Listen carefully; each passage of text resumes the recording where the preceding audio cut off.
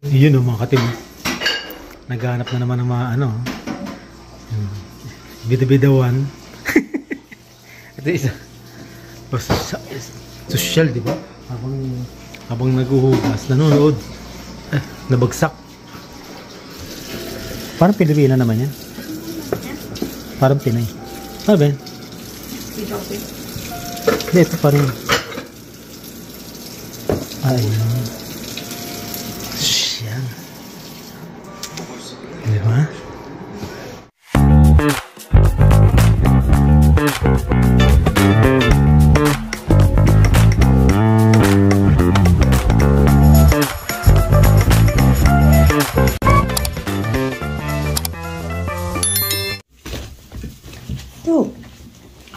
Good morning mga ka-team. Ba tayo? Ay, may nakasingit. Go! Okay. Tignan ngayon natin kung gaano kagulo ang kusina. Ayos naman. May baksikarang kinalat. So, tapon na natin mga box. Hindi kailangan. For sure, basura yun ni Shakira. Tignan natin pero napagit. Ito, hindi to maganda. Namamatay ito. So, palitan natin siya ng isa. Kahit nakatupi ito, mag-grow.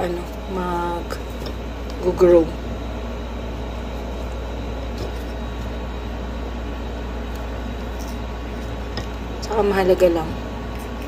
Nakaano siya sa tubig. Tingnan natin. Wala pa. Wala pang development. Wala pa. Kasi masyado pang mahaba. So, ito, gagawa ako ng choco banana muffin. Or loaf. Or bites. Ito naman nabili ko sa Costco. Maganda to eh. Organic. Naman akong pakialam ko organic.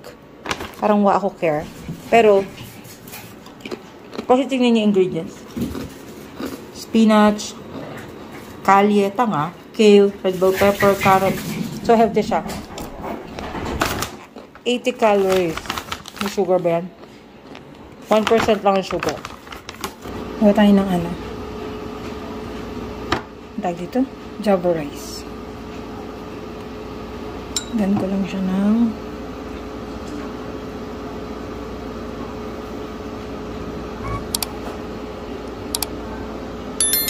ito nyo ba?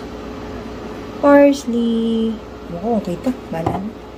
Sanagyan ko din siya ng hindi ko nire-recommend. At saka not sponsored. Magic sarap. Sagyan natin siya ng turmeric. Yung turmeric yung nagpapakulay sa nagpapalasa. Yun ko lang.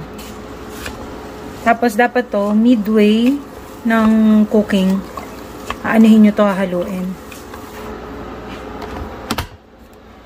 Tapos,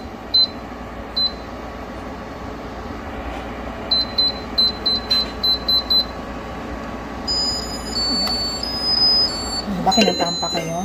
Baka naman. Yung pork, napakuluan ko na yan sa salt, pepper, garlic powder, bay leaf, saka konting suka. Pinakuluan ko na yun ng 1 hour. Tapos, i-air fryer ko yun mamaya-maya. Pero kailangan, patuyuin ko muna kahit papano para hindi siya ma-watery. Hindi ko naman siya piprito kaya hindi naman siya tatalsik. So, ayan. Mamaya na lang. Yung Java rice. Luto na siya. Yan. Yung iba nilalagyan siya ng butter. Parang sa Pinas nilalagyan ng margarine. Pero ayoko yung lasa ng may butter sa sa kanin. Yan. Luto na siya. Eto. Siya natin. Yan. So, roast yung ginawa ko sa kanya. Tapos yung gusto ko dito sa Ninja kasi, pwede mo siyang ayan yung, ito, match cook. So, sabay siya maluluto, sabay yung temperature niya. Yeah. Time at saka temperature. So, hindi kayong yung isa luto na, yung isa hindi pa. So, hintayin na lang natin. Maghain na rin kami mamaya-maya. Pauwi na si Marvin, tapos si Martin. Nakita ko nakalabas na sa school kasi naka-share siya sa akin lagi ng location. So, alam ko kung nasa na, pati yung pagbus, nakikita ko pag umaandar na. And kapag malapit na siya, gahay na lang. Ngayon yung ilaw, diba? Bongga, liwanag, patay, sa bill. Ay, ito pa nga pala mga katim. Bumili ako ng quinoa.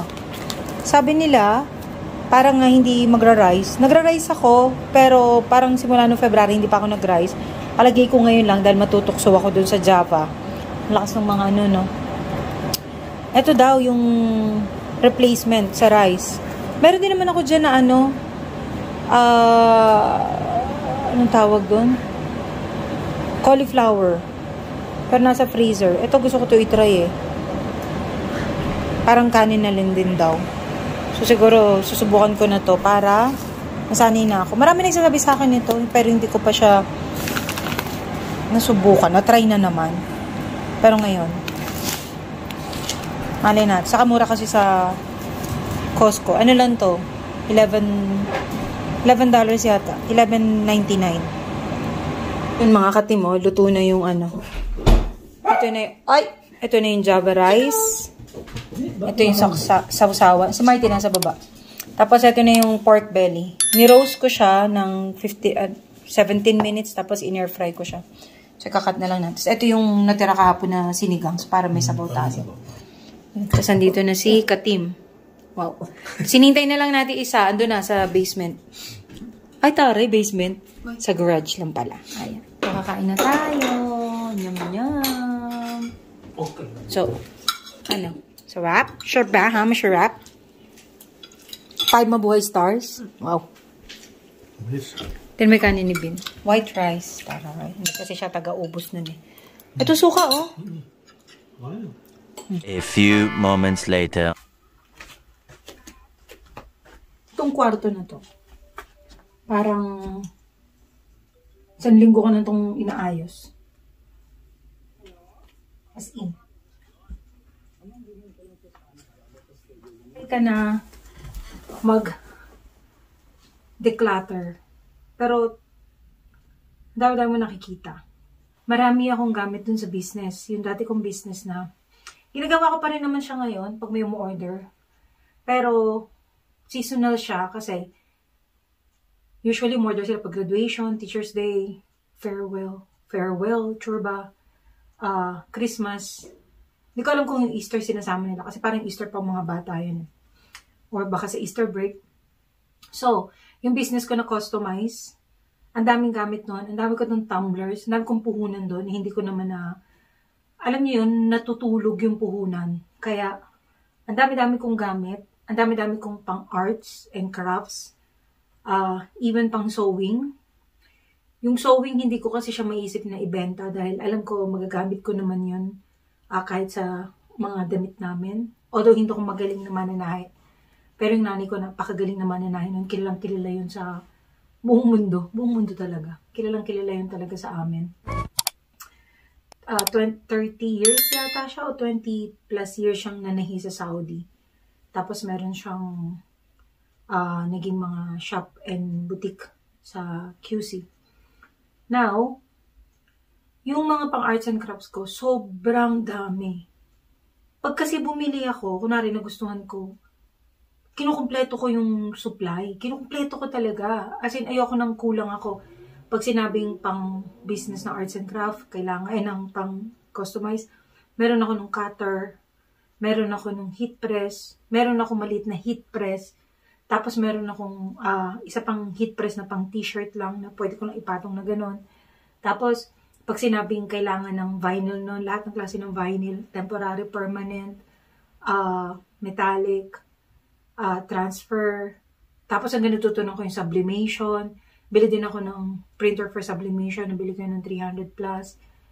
And, labeler kasi I was thinking na papatok siya nung pandemic pero hindi naman siya pumatok kasi hindi ko naman siya minaximize, hindi ko siya what do you call this? Hindi ko siya minarket. So parang akong matanda na, okay na ako, pinost ko na siya sa Facebook, pero hindi ko minaximize yung sinasabi nila na dapat sa Instagram, and then mas madali daw kasi dumakakuha ng client, even sa TikTok, pero kasi hindi ko ganun minaximize yung social media, kaya hindi naman siya nag-work, hindi siya nag-work out. Plus, bumabalik din ako sa Great Way. Tapos ngayon, nagtatrabaho ako sa Costco. So, mas konti na lang yung time ko. Not unless may umorder na sabihin niya na, kasi may regular akong umorder every year. Tapos nag-aaral na din yung sa inyong anak. So, ang regular order niya is 4 pieces, 5 pieces. So, kapag nag-order na ng ganun yun, pinopost ko yun, parang iba sumabay na. So, minsan nakakagawa ako ng 15 to 20 na order. Siguro maximum na yung 20. And then, mag-stop na ulit yun the whole year. Minsan, pag Pasko may order, pero bihira kasi nga, pag may work ako, hindi ko siya ina-advertise, hindi ko siya pinopost sa marketplace. So, now, ang plan ko is ibenta lahat yun. Ibenta ko from cabinet to supplies, lahat ng papers, lahat ng vinyls, lahat ng machine, nakapost na yung isang heat press, nakapost na yung sublimation printer. Hindi ko pa napopost yung Cameo silhouette ko. Pero gusto kasi pag binenta ko yung Cameo, kasama lahat ng materials para wala na ako isipin. Tapos pag sinabing yung printer, kasama lahat ng pang-sublimation, pati yung mga baso, mga mugs, may mga bags pa ako dito, t-shirts, mga hindi ko nagamit. So, yun kasi yung problema sa akin masyado akong impulsive.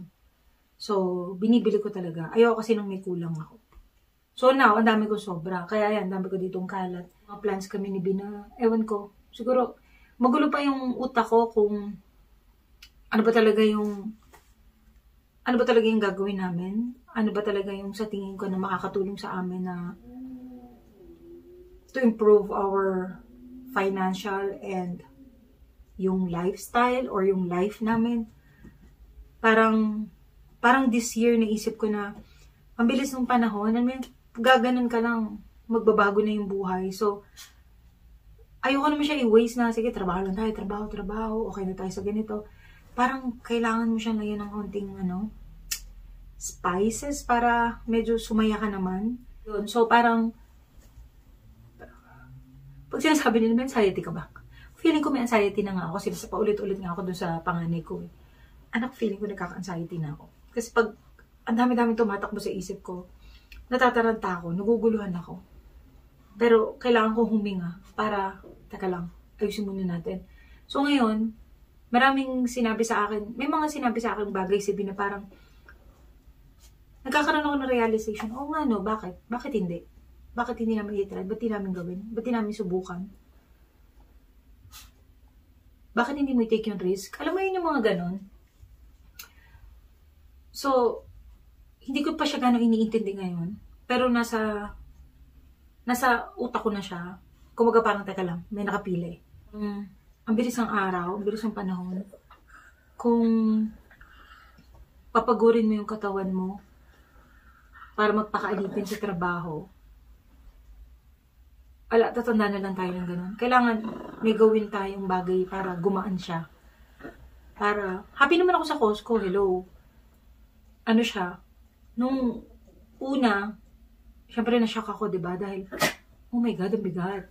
Oh my God, magpabuhat ako. Oh my God, inutusan niya ako. Ayaw magpautos. Oh my God, grabe siya magsalita. Pag humihingi siya ng box, akala mo katulong yung kausap. Meron kasing ganun eh. Pero siguro sa 50, isa lang yun. 100, dalawa yun. Pero, mas marami actually rude sa Tim Hortons. But, sa Costco kasi is, packer ka or cashier ka. Pag cashier ka, wala naman sila magagawa. Pag packer ka, ikaw kasi utusan nilang utusan. And then, papakialaman ka nila kung paano ka mag-pack. Lalo kapag mga matatanda or masyadong metikuloso, o baka may OCD yun, na mas prefer nila. Pag pinapakialaman na nila ako, sinasabi ko sa kanila, would you like to pack for yourself? Para, bala na siya. Kasi, sayang lang yung ginagawa ko. Siguro rin, nilagay ko sa gulo niya. Pero, isa sa 100 ang ganun lang. Pero, 2 sa 100 ang maraming utos. Maraming utos. Gusto ko ng box. Wala po kami box. Kailangan ko ng box. Gusto ko to. Ito, ilagay mo dito. Ito, gamitin yung bago. Mga ganun. Pero, unti lang naman yun. So, parang nung una, sabi ko, oh my God. Napaka-needy ng mga tao dito. Needy. Napaka-demanding. Yun, mas tama yung term. Oh my God, magwawalis ako. Hala, pinagmamap niya ako. Yun yung mga bagay na hindi ko ginagawa sa Tim Hortons. No offense, na-shock lang ako. Kasi nga, coming from crew, sinabi ko sa sarili ko na hindi gusto kong maging manager para, although ginagawa din naman dito ng manager, naglilinis, tapon ng basura, pero hindi kasing dalas, katulad ng staff, katulad nung kami nasa baba. Nung manager naman ako, naglilinis din naman ako. Wala ka naman choice, lalo pag absent yung staff mo. Pero hindi ikaw yung araw-araw nagagawa nun. So, nung naging packer na lang ako, yun yung mga bagay na ginagawa ko. Which is, una, bilang tao lang din naman ako, diba? Parang, oh my God. Parang hindi ko siya matanggap. Pero, huwag ka maarte. Ginusto mo yan, diba? Gusto mo magtrabaho sa Costco. Gusto mong tanggapin tong trabaho to. Eh, matagal mo naman ang gusto mo tanggapin ito kasi maganda yung benefits. So, unti-unti natanggap ko na siya. Parang, huwag kang maarte. Trabaho mo yun eh. Alam nga namang ikaw mag-utos no sa member, di ba, na siya kumuha ng kahon niya or gawin niya yung gusto niya. I mean, that's the reality. Hindi tayo pwedeng, alam mo naman nasa Canada tayo, hindi tayo pwedeng bida-bida. Well, gusto namin gumawa ng vlog ni Kara na bida-bida. Pero I mean, hindi tayo pwedeng bossy na parang, hello, mauutusan, manager ako, graduate ako. Hindi yun eh. Nasa Canada ka na, so you have to parang makibagay kung anong sitwasyon nandun ka. Kaya, unti-unti ko naman yung natanggap, and unti-unti ko siyang alam mo yun, pumasok na siya sa akin. Okay, ito talaga yung trabaho. Hindi, ito pala. Alam ko naman yun, pero ito talaga yung trabaho ko. And, kailangan ko maging open doon. Unti-unti ko siya na-enjoy. Lalo na nung nasanay na ako paano yung tama pagpak. Parang Tetris lang naman yun. Pero I mean kung paano i-deal yung member. Pero ngayon syempre may mga salbahe pa rin naman. Bilang naman yun. Paano makipag-deal sa member. Paano i-enjoy. Paano mo matatapos ng masaya yung shift mo. Lalo na pag kapwa Pilipino yung katrabaho mo. Doon kasi medyo okay yung mga Pinoy. Dahil hindi kayo ganong yung nagkakaroon ng tawag dyan, time sa isa't isa. So, parang kapag nakikita ko, miss na miss yung isa't isa, uy, break, tara, sabay tayo. Pero pag upo mo, 5 minutes na lang siya, babalik na siya. Alam mo yun, hindi kayo matagal na, bihirang-bihira yung magkakasabay kayo mag-break na may enjoy nyo yung 15 or 30 minutes. Pag 15 minutes, sige, makapagkwentuhan kasi mabadali kayo, diba? Pero I mean, masaya na kasama mo yung mga Pilipino doon. So, mas gumagaan yung trabaho. Mabay din naman yung mga Indians or Punjab. And yung mga ilan lang din naman yung puti na nakakasabay ko kasi more often than not, pang umaga sila. So, unti-unti ko yung natatanggap, and na-enjoy ko naman siya. Regular, part-time ako, 5 hours per day. 5 times a week yun. Depende kung gusto mo humingi ng extra hour, pwede ka nilang bigyan ng isang 8 hours or 2, dalawang 8 hours. Or kapag need, lalo na kapag busy, bibigyan ka nila ng 8 hours. Lalo nung Pasko, mula December 1 hanggang katapusan is 8 hours ako. So, may mga ganun pagkakataon. So, yun. Natanggap ko naman na yun. Pero, babalik ka pa rin sa, okay na ba yun? Oo, masaya ka. Pero kontento ka na doon. Ganun lagi yan itatanong mo sa sarili mo. Sa tingin mo, yung sinasahod mo na, sumasahod ako siguro ng from 800 to 1,200. 1,200 yung sinasahod ko. Yun kapag na-full time. Pag part-time nasisingitan, nag-range from 800 pa to 1,200. Which is 1,200 na sinasahod ko as manager sa Tim Hortons before. Bi-weekly. So, mas okay ako ngayon kasi nga, less your responsibilities. Kasi nga, hindi ka part ng management. Pag in, pag out. Pag tapos na yung task mo, you're done. Hindi mo na kailangan mag-stay. Pag may absent, wala kang pakialam. Not unless makiusap sila sa'yo. Wala kang isipin, wala kang problema, walang stress, walang ganito. Katawan mo lang talaga yung pag. So, ayun yung sinasahod ko doon. Pag iniisip mo, okay na yun kasi pambayad yun ng bahay, ng ilaw, ay ng utilities, which is yung lahat ng ano dito. And then, pambayad ng sasakyan. Pero ang tanong, magkano yung naitatabi mo? May naitatabi ka ba? Lalo na kung hindi ka nadadagdagan ng hours, kung 5 hours ka lang, mayroon ka ba nasusubi? So, parang mapapaisip ka, yung ilang araw na namin na pag-uusapan yun ni Marvin na we have to do something para magawa natin yung mga gusto natin bagay. Kasi tumatanda na tayo. Hindi natin alam kailan tayo mawawala. Hanggang kailan tayo malakas. Diba? Ikikwento na lang namin sa inyo kapag napag-desisyon na namin to take the risk or to do something para ma-change mo yung life mo. And para ma-manage din namin yung finances. Parang this year, kailangan may magawa kami, may ma-achieve kami, may ma-save kami, and may mabago kami. Para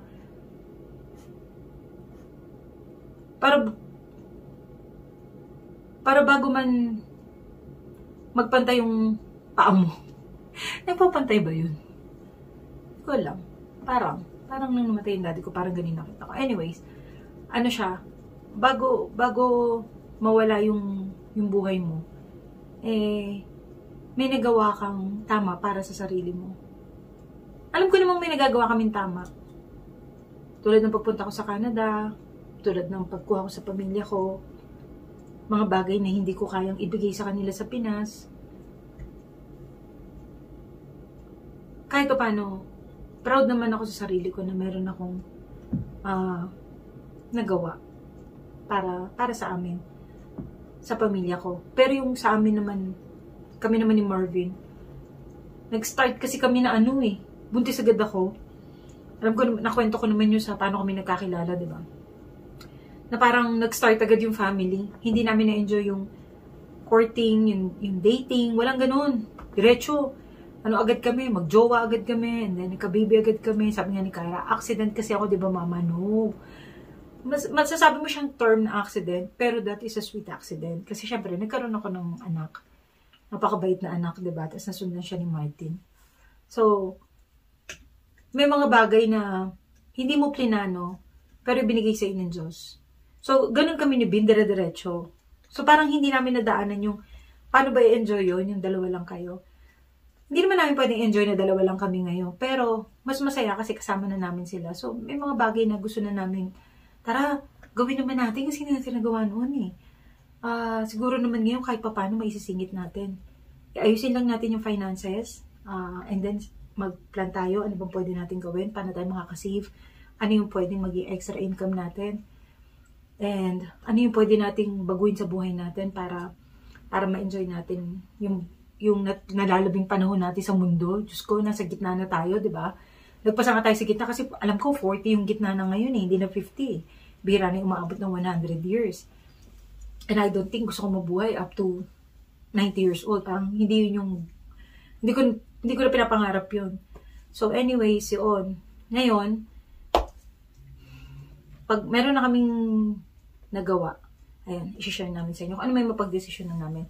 Pero sa ngayon, bumaba na tayo para magluto. So, sa mga nanonood, madalas ako nagkikwento ng sinishare ko yung experience ko sa Canada, ano yung mga bagay-bagay dito, ano yung reality or hindi maganda. Thank you kasi nanonood kayo palagi. Pag nakikita niyo ako sa Costco, nag-ano kayo, no, di ba ikaw yung vlogger, nakakatuwa na nare-recognize niyo kami. And binabati nyo kami.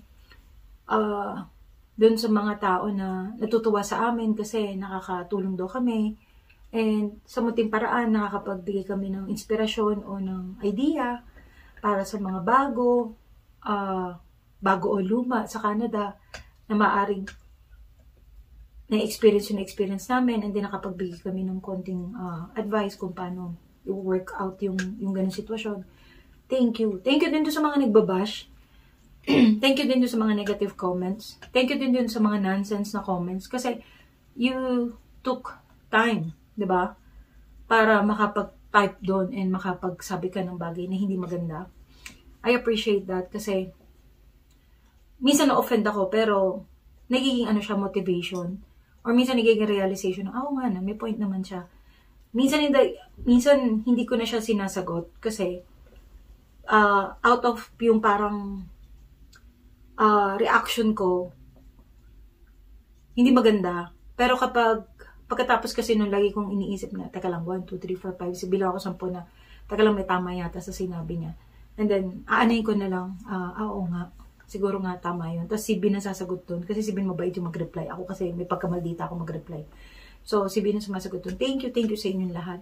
Ngayon, kaya ako nandun na i-share, hindi to alam ni Vin na mag-video ako. Kasi supposedly, mag-aayos ako ng kwarto, kaso 3 o'clock na maglilinis muna ako. Ay, magluluto muna ako dun tayo sa baba. Kaya ko lang na-share sa inyo yung yung thoughts ko. Kasi, marami ako nakikitang vlog na nagre-reklamo sa Canada, nahihirapan sila, nababaon sila sa utang, o hindi sila masaya, or bumabalik sila ng Pinas. In reality, pwedeng ending namin ganun. Kasi kung masyado na kaming na babaon dun sa dami ng problema, baka isa na kami sa nagre-reklamo kung ano yung nangyari sa amin sa Canada. Pero lagi kong sinasabi, lalo kay Ben, hindi kami pwedeng magreklamo. Hindi ko pwedeng sisihin ng Canada. Hindi ako pwedeng mag-inarte. Hindi ako pwedeng mag-rant. Why? Ako naman yung gumawa ng buhay ko sa Canada eh. Dumating ka sa Canada na isang, sabi nga nila, para ka isang puting papel, wala kang kahit anong bahid ng dumi. And it's up to you kung paano mo siya susulatan, dodrawingan, kukulayan, dudumihan, paano mo guguluhin yung buhay mo, paano mo ayusin, o paano mo sisirain. Mapasarili mo o pamilya mo, maghiwalay kayo o hindi, masaya kayo o hindi, baong kayo sa utang mo o hindi, na-depress kayo o hindi, nagka-anxiety kayo o hindi, naging successful kayo o hindi, kayo gagawa nun. Kasi parang panibagong journey mo yun eh. So, it's up to you kung paano mo babaguhin o aayusin yung buhay mo. And I will admit na marami kaming pagkakamali. And marami kaming failures talaga. Financially, and then even yung decision making. Pero, what can we do? Hindi ko pwedeng sisihin yung Canada. Hindi ko pwedeng magsabi na, kasi dahil dito, nagkaganito. No. Ako yung gumawa nun eh. Ako yung may kasalanan nun. O si Marvin. Kaya lagi namin tinuturuan yung mga anak namin na, anak, huwag niyong gayahin kung ano man yung nangyari sa amin. Lalo kay Shakira kasi nagsisimula pa lang siya. Lagi ko sinasabi, anak, ingatan mo yung finances mo, ingatan mo yung credit score mo, ingatan mo yung sarili mo, ayusin mo yung buhay mo, gawin mo yung mga bagay na magpapasaya sa'yo.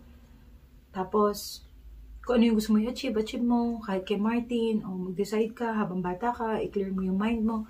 Kasi iba ang buhay dito sa Canada kapag tatamad-tamad ka, pag tatanga-tanga ka, alam, mamatay ka. So baka isa ka doon sa mga magre-reklamo, katulad ng ibang vloggers. Hindi ko sila binabash, hindi ko kino-compare yung channel namin sa kanila. But, that's their own point of view, and this is my point of view. So parang, hindi ako pwedeng magkwento ng hinanaing ko against Canada or kung ano man yung nangyayari dito. It's because ako naman yung may kasalanan nun. Ako naman yung nag-decide kung ano man ang magiging buhay ko dito. So marami kaming failures, marami kaming naging problema, pero bilang mag-asawa, inaayos namin ni Bin yun. Lagi namin, hindi sa relasyon namin dalawa, hindi dun yun. Pero sa finances, sa decision making, sa lahat ng bagay. And thankful ako na tinutulungan naman kami ni Lord kung paano iaayos yun. And kami mag-asawa, tinutulungan namin isa't isa. Hindi lang kami mukhang sweet. Promise. Hindi naman kasi sweet yung si Marvin. Hindi kami mukhang sweet. Pero, alam namin sa isa't isa na masungit man ako at walang sinasabi si Bin, alam namin na gumagawa kami ng paraan para ayusin yung buhay namin. So, katulad nga sa amin, thankful kami, meron kaming bahay, meron kaming mabait na mga anak, may maganda kaming trabaho, nakakain namin yung gusto namin. Kahit pa paano na isisingit namin yung splurge. Mga bagay na pwedeng mabili ko din sa Pilipinas, pero hindi kasing dami o kasing rangya ng na-experience ko dito. Hindi ganun kadali. Kakautang kami, kakaproblema kami, pero naayos naman namin. So ayun, magluto muna tayo sa mga nandito sa Canada, sa mga gustong pumunta sa Canada, sa mga nagpa-planning pumunta, at on process yung papel, or nagde-decide na umuwi. Balikan nyo muna kung ano yung gusto mo bang maging buhay, o ano yung naging buhay mo, para isipin mo muna kung talagang para sa'yo, or hindi yung Canada. Kasi para pagdating dito, huwag mo sisihin yung Canada kung ano man ang naging future mo, o magiging future mo. Ako, masaya ako sa Canada and contented naman ako. Tulad na sinabi ni Bin, gusto din namin umuwi ng Pilipinas. And I'm thinking, siguro hindi for long time na 6 months, 1 year, hindi. Siguro for a visit, siguro 1 month or 2 months, and then balik ka na. Parang ganun lang. Dahil para sa akin, ito na yung ano namin eh. Ito na yung home namin para sa akin. Tapos nandito yung mga anak ko. Not unless mag-decide silang umuwi din ng Pilipinas and ma-realize nila na gusto nilang bumalik sa kanilang roots. Well, baka yun din yung time na babalik na rin kami. Pero until nandito yung mga anak namin, dito din kami. So, ayun, maraming salamat sa lahat. Katulad ng sinabi ko kanina, salamat sa lahat ng nanonood, nagtsatsagang makinig sa amin, nagtsatsaga na abangan kami araw-araw kung may upload si Marvin. Yung mga tao na yon, yung mga nagko-comment, thank you. Thank you kasi lagi nyo kaming pinapanood at sumusuporta. Kung hindi pa po kayo nakapag-subscribe, pa-subscribe na lang po. And then, kung gusto nyo na makita na, meron silang upload, pindutin nyo lang po yung notification para ma-notify kayo. Ngayon, kung hindi pa po kayo nakaka-subscribe, pindutin nyo po yung subscribe button and then ilagay nyo po doon sa comment box na bagong subscribe po kayo para isa-shoutout po namin kayo sa next vlog. Kung hindi man po ako si Marvin naman po kasi hindi siya shoutout palagi. Bihira akong sumingit. So, ayun, para namin kayo, ma-welcome namin kayo dito sa family natin, sa maliit na family natin. 17,000 po yung subscriber natin, hindi namin akalain na abot kami doon. So, ayun, kami ni Kyra is gusto namin magkaroon ng vlog na bidobidong mag-ina. Comment nyo lang kung tama, kung gusto nyo yung title. Kasi wala kaming ginawa ni Kyra, kundi mag-comment o hindi kami nagko-comment doon sinusulat sa comment yung mga bash lang. Pero mahilig kaming magdadaldal ni Kyra. Tawa lang kami ng tawa. Kasi nga bida-bida nga kami mag-ina. O nagmamaganda mag-ina ng Canada. Basta mga something like that. Kasi gusto kong mag-vlog ng mga luto o kung ano man ginagawa ko. Pero hindi katulad ng family vlog ni Marvin. Yun, thank you po sa inyong lahat. And hindi po kalimutan mag-subscribe. At saka mag-like. Kasi pa po nagla-like kayo, nalalaman ng YouTube na, maganda yung ginagawa ng channel na to. So, i-recommend po nila kami sa inyo. Makikita niyo po kami sa recommended. So, ayun. Kung gusto niyo din po siya i-share, sa tingin niyo nakatulong kami, pa-share na lang din po. Thank you po. And, bye na, Chico. Bye!